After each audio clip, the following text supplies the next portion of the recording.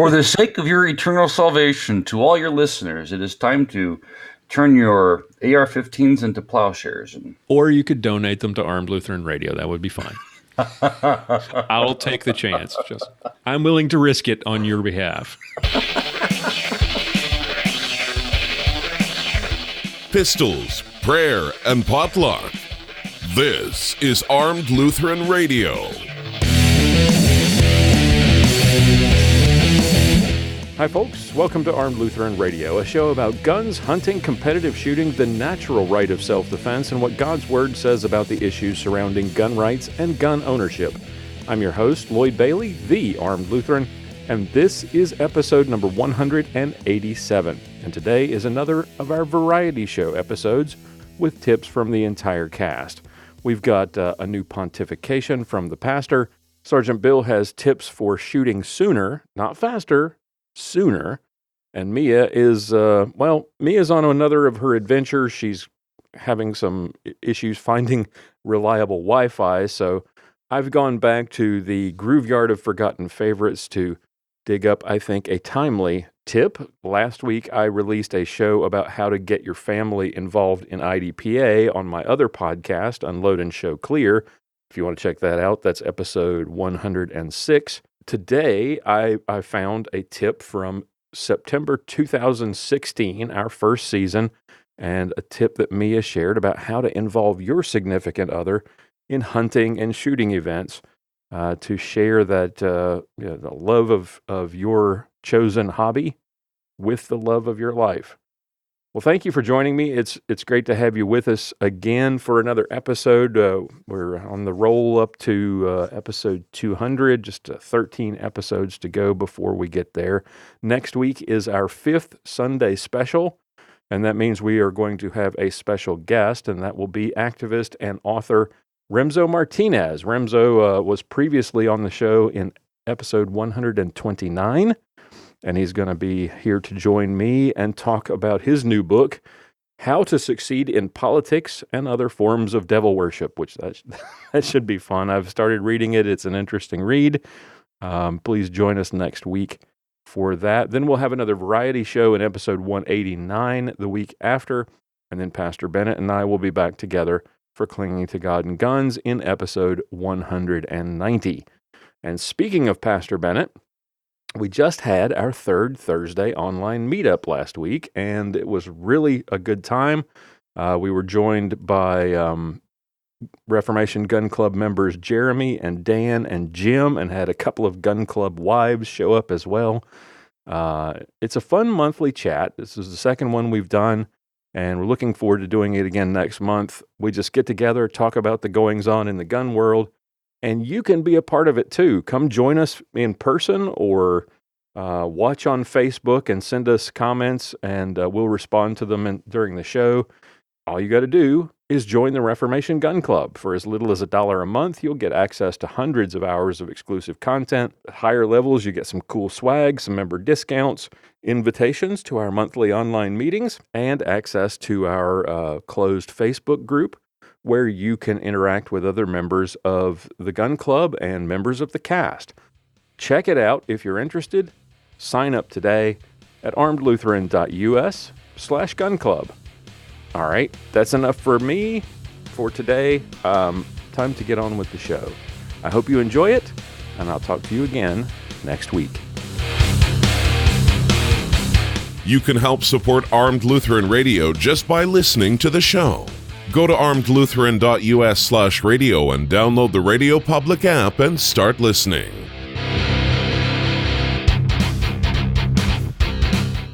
I want to take a minute here to thank our partner, the Armed Citizens Legal Defense Network. If you're involved in a situation where you have to use your firearm in self-defense, you very well may find yourself in a legal battle against overzealous prosecutors or the families of the criminal who you shot or threatened, who are looking to deprive you of your freedom or your hard-earned savings. You may find yourself charged with a crime or facing a civil lawsuit even if you did nothing wrong. That's where Armed Citizens Legal Defense Network Network comes in. For a small yearly fee, they will provide you with money for attorneys, money for bail, consultations, and access to experts like Marty Hayes and Massad Ayoob. Don't face the fight alone. Visit Armed Citizens Network today. Use the promo code ArmedLutheran 25, save $25 off your first year's membership, or you can grab the coupon on my website, armedlutheran.us. Sign up today. They will send you lots of cool resources, 8 instructional DVDs, and a book by Massad Ayoob that I cannot recommend highly enough. Don't wait until you need their help.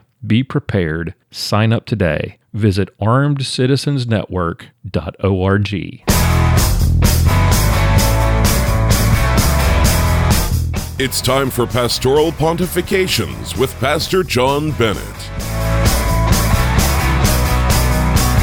Hello and welcome to another installment of Pastoral Pontifications. Today I have something for you to consider. If we are to be successful in preserving our Second Amendment rights, does this not require us to change the hearts and minds of some who presently support gun control? I don't know about you, but I'm not content to simply say, let's just work with what we've got.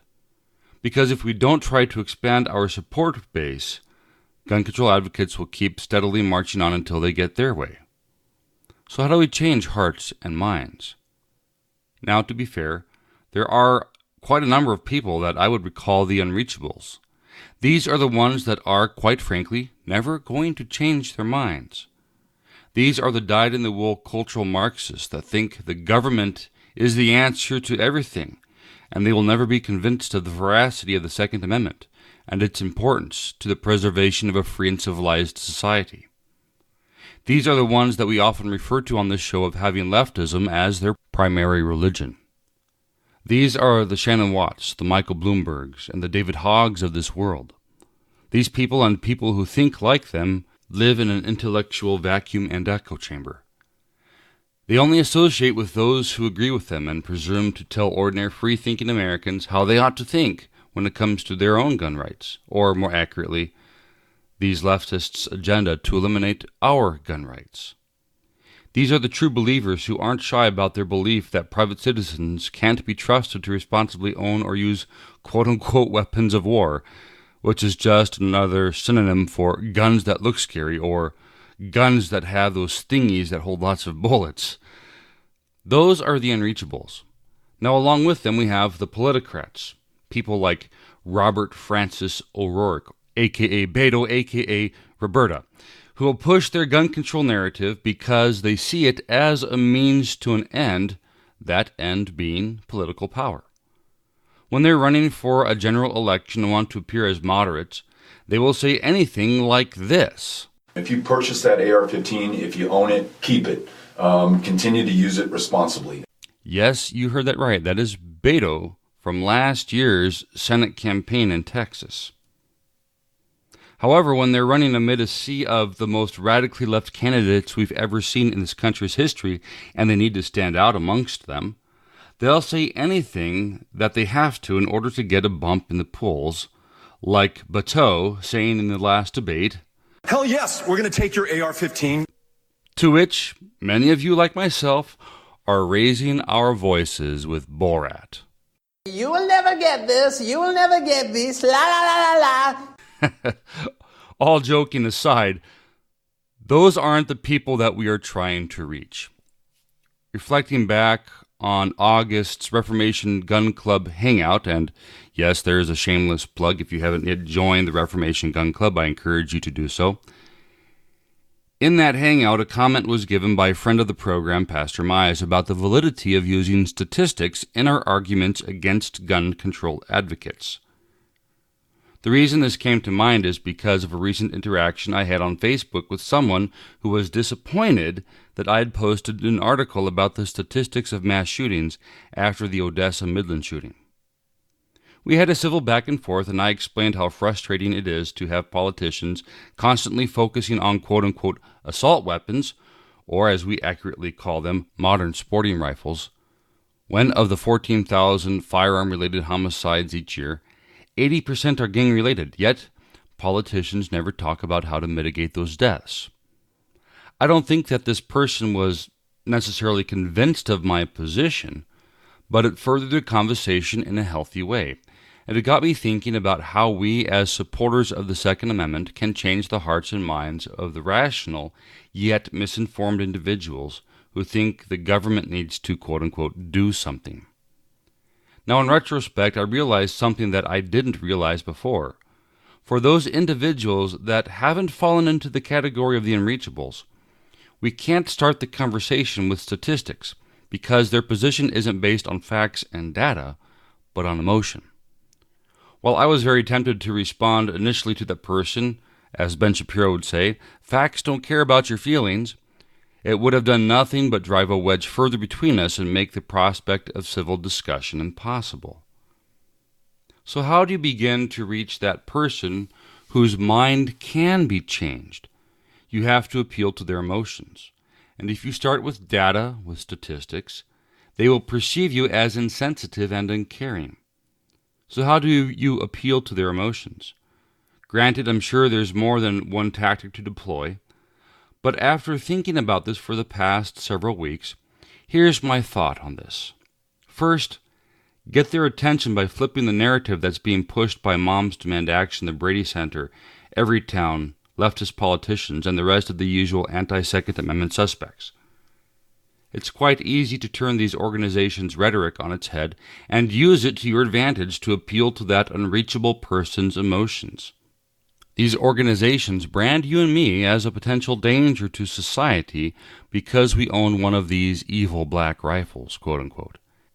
You're a reasonable person, a responsible gun owner, a person who cares about the safety and well-being of others, and yet these organizations have branded you and me as dangerous, not to be trusted, and irresponsible. Get the person to see that these proposed gun control and confiscation measures treat you like a common criminal. Imagine the conversation starting off a little something like this. A recent shooting has just taken place, and a co-worker makes the comment, "It's so sad that we've lost so many lives, and yet our politicians still won't do anything." And then you respond, "You know, it is sad. Every time something like this happens, I feel like so many politicians and people in the media want to treat me like the bad guy instead of focusing on changing our culture to respect and cherish life. I just can't understand why there's so much focus on the gun and so little attention given to the actions of the monster who did this." For those unreachable people, I can guarantee that most of them have never thought of it this way. It's never dawned on them that these proposals are always aimed at the law-abiding citizen and treating us like we're just another mass killer in the making, waiting to be pushed far enough to do something so unimaginably evil. Even if they've just met you or only known you a short time, getting them to see you, the reasonable, responsible, upstanding member of civil society, as the person these organizations and politicians are targeting will go a long way in furthering the conversation and getting them to reconsider their positions. Once you've appealed to their emotions and they're willing to think about these matters rationally and with an open mind, then begin to discuss the facts, the statistics, the possible solutions that are aimed at addressing the deviant behavior that's the cause of these horrific shootings, rather than focusing on inanimate objects that millions of Americans are responsibly using on a regular basis. Now, coming full circle, let's go back to the unreachables. In a way, we can make them another tool in our arsenal for changing the minds of the reasonable, yet ill-informed. There's something that's called the third-party effect. I'm sure there's other terms for this concept, but that's the term I've heard used for it. When you encounter one of those unreachables, and they engage you in debate over our Second Amendment rights, give them a full dose of facts and statistics. Expose the weaknesses in their arguments and their biased hatred for law-abiding responsible gun owners. When you do this, you're not doing it for the sake of trying to change the mind of that unreachable, but rather you're doing it to change the mind of that other person who's listening in on your conversation. The more unreasonable you show that unreachable true believer to be, the more sound you are in your own arguments, the better chance you have of changing the minds of that third party who's simply observing your debate. In closing, I encourage you to start thinking of how you can engage those reasonable yet ill-informed individuals in a way that appeals first to their emotions, and then as the conversation progresses, to their intellect. Too often when I hear Second Amendment advocates argue for our gun rights, their appeal is on the basis of the Second Amendment, our inalienable rights, the intention of the Founding Fathers, and so forth. Yet the more I think about it, the more I realize that this isn't the way to win the debate with those who are sitting on the fence or just haven't thought this all the way through. Because to that other person, these facts don't matter to them. It's time to change the way we advocate for our cause. And if we're going to change minds, it's going to be by making an emotional appeal and reaching that person on a personal level, rather than by dumping on them a heavy load of statistics right from the start. Yes, we can use statistics and data points and historical facts to our advantage when debating these issues. But if we don't start the conversation by appealing to the emotions of people for whom the topic of gun control is an emotional issue, we'll never get to that next step where they set aside their feelings and consider the facts. That's all for this time. If you'd like to contribute to this conversation and discuss how we might better change minds, join the Fans of Armed Lutheran Radio Facebook page and post your thoughts on this. If you have a topic you'd like me to pontificate on, or an article to Fisk, or a question you'd like me to answer here on the show, send your feedback through the Armed Lutheran Radio feedback page. Thank you for listening, and God's blessings. John Bennett is the pastor at St. John's Lutheran Church in Willow Creek, Minnesota. For more information, visit stjohnswillowcreek.org. Hey guys, it's Mia here. If you follow me on social media, you know that I often share morning inspiration. Many people ask how I can keep this up every day. Well, it starts with my morning readings and that perfect cup of coffee. The official Dunkin' Donuts shop provides coffee lovers with everything they need, from K-Cup pods, original blended coffee, tea, drinkware, and more. Who doesn't want Dunkin' delivered to their front door? Shop today at www.armedlutheran.us/coffee and help support Armed Lutheran Radio today.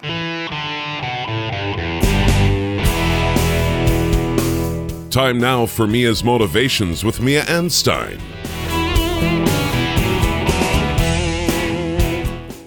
Hi there. I wanted to share a story. Today, my husband was out and about and he ran into a tech that we deal with actually quite frequently. I wouldn't call him a friend, but we have known him for quite some time. Today, he and my husband were chatting and the gentleman asked my husband how he could get his wife into shooting and maybe even into hunting. My husband was really excited because he sees this as an opportunity to make new friends that have a similar interest as us, as well as an opportunity to maybe give a possible newbie a positive experience. And honestly, that question that the tech asked, how do I get my wife involved? It's one that I've gotten quite often. I remember speaking on a women's panel at an archery show, and there were probably more men in the audience than there were women. It really did intrigue me because since it was a women's panel, I thought that there should be more women in the audience that were there to listen and ask questions. But guess what else? Most of those men that were in the audience asked the ladies on the panel questions on how to get the women in their lives involved or how to make their lives easier for the ones that were already involved in shooting sports or hunting. One way to get your wife or maybe even your daughter or friend involved is to include them. If you include them, they get a taste of what is going on and they have an opportunity to ask questions and they can decide for themselves whether it's going to be something that they might like to do or not. I have a few friends whose wives aren't against hunting, but they don't necessarily want to hunt themselves. They enjoy tagging along with their husbands on hunts and they love having the organic meat. But an added bonus, if you do take them along with you, is you're spending quality husband-wife time together. So that's one way to get them involved. Take them out there. Another way that you might be able to get her interested is to find mentors. Find some of the women out there who are already involved in the sports that you like and you'd like her to like as well. Maybe it's 3-gun, maybe it's trap or sporting clays, or maybe it's even long-range shooting. I don't know what you guys like, but there are women in these fields that are great mentors. Follow them on social media, find their websites, find them on YouTube, and then share them with your wife. And maybe on a side note, let your wife know that you're not enamored by these women. Let her know, like, look at what this girl is doing, and hopefully she'll follow along and ask questions, and maybe she'll even want to become involved as well. I mentioned that I was speaking at that trade show, and do you go to trade shows? Take her along with you. Why weren't the women sitting with their husbands at that show? Take her with you and let her meet some of these women who are mentoring others. Many of these award-winning shooters and famous hunters, they are genuinely down-to-earth people. It's really nice to meet them and talk to them in person, and I tell you, most of them are really encouraging to others. It really is something that will help for your wife to see other women who are already involved in these activities. And on the topic of getting her involved, a lot of men try really hard and they have really good intentions. They want to teach their wives how to shoot, and oftentimes that doesn't turn out as wonderful as the good intending man had envisioned. The last tip that I will give you is to sign her up for a class. Take the time and look up and research women's firearms classes or groups. Find a class, find a camp, find something where she can go and participate and be involved, where the other women who are there learning are in her shoes. So, inclusion, mentors, and classes, go find it, and good luck. Be safe and always have fun. You can read more from Mia, watch her YouTube videos, or check out her podcast, Mac Outdoors with Mia and Leah, at miaanstine.com. This is Rob Morse of the Self-Defense Gun Stories podcast. I'm reminding you that this podcast is one of the many good ones on the Self-Defense Radio Network. Check out the other podcasts at selfdefenseradio.net.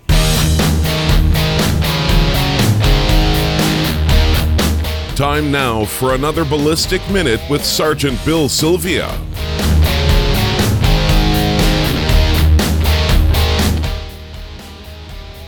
Hey everybody, I'm Sergeant Bill, and this is your Ballistic Minute.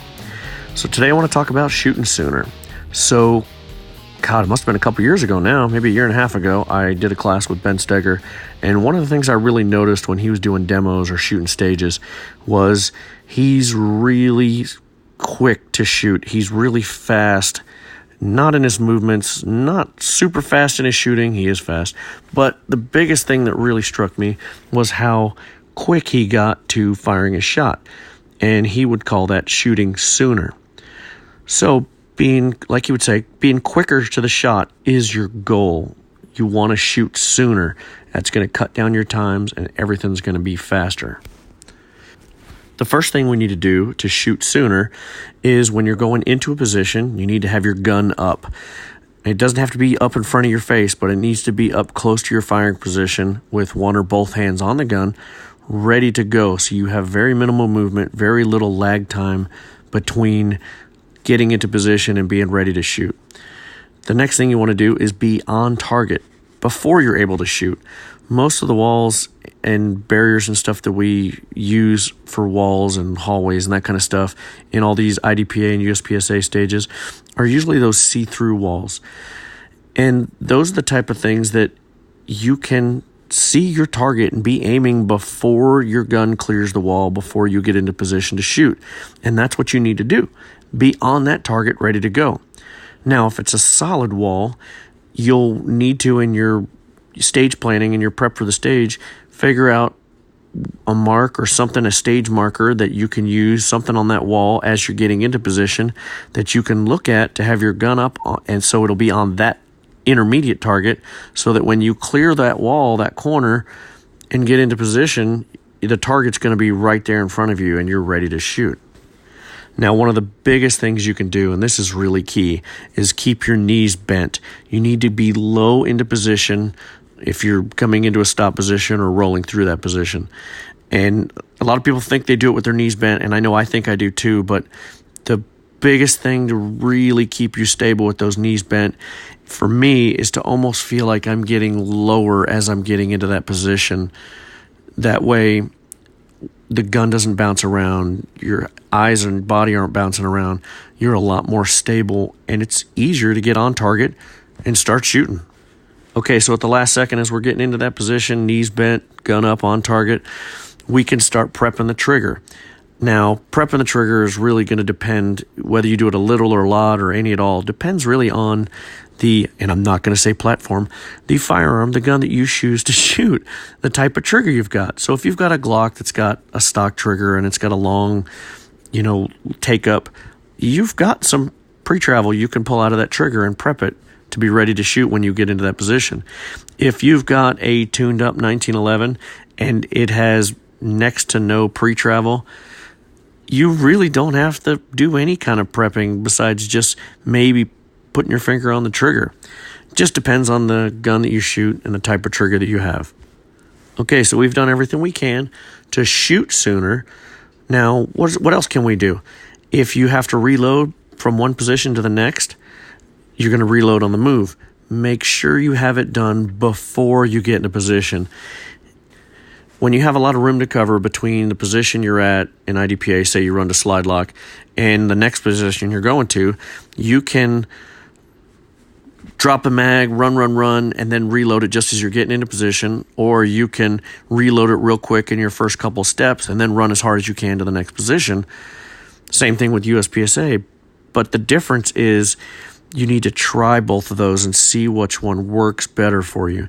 Now, if you're running into a position where you are coming into a position where you need to be shooting sooner, you need to be shooting quickly as soon as you get there, if you're still finishing your reload and trying to get the gun back up and onto target as you're taking that last step or two into your position, is going to slow you down.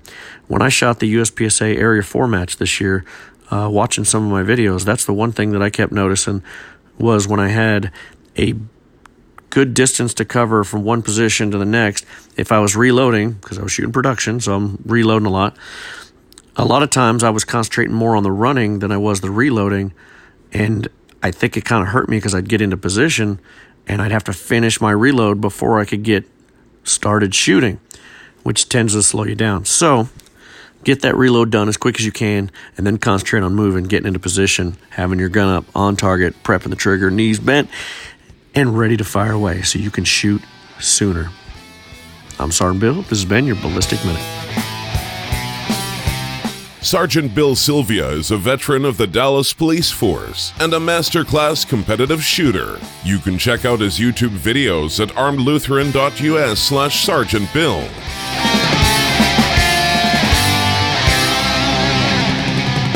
For show notes, be sure to visit our website at www.armedlutheran.us. Check out the Facebook page, The Armed Lutheran, or join our Facebook group, Fans of Armed Lutheran Radio.